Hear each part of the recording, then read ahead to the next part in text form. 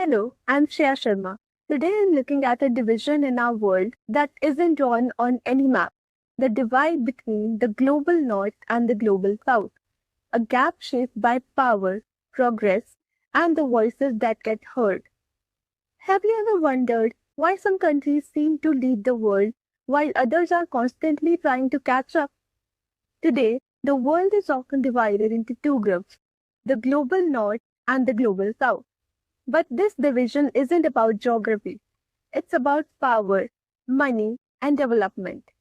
The global north includes countries like the United States, most of Europe, Japan, and others that are richer, more industrialized, and have better access to technology and resources.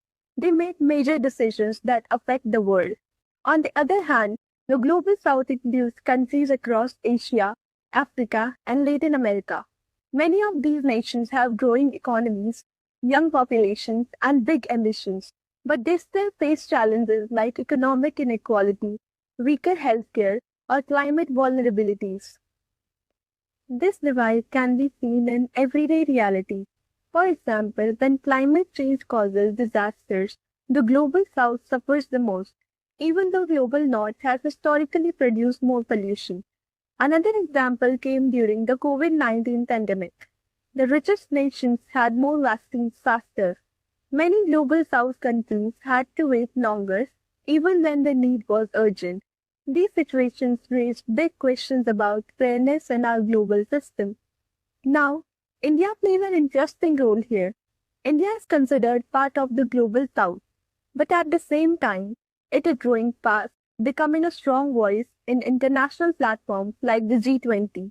India is pushing for climate justice, saying countries that polluted less shouldn't be the ones paying the biggest price.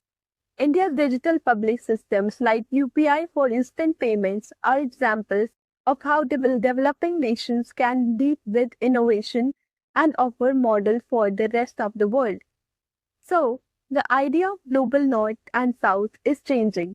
The global south is rising, demanding equal respect and equal opportunities on the world stage. If the future becomes more balanced, then global development won't just be growth for some, it will be growth for all.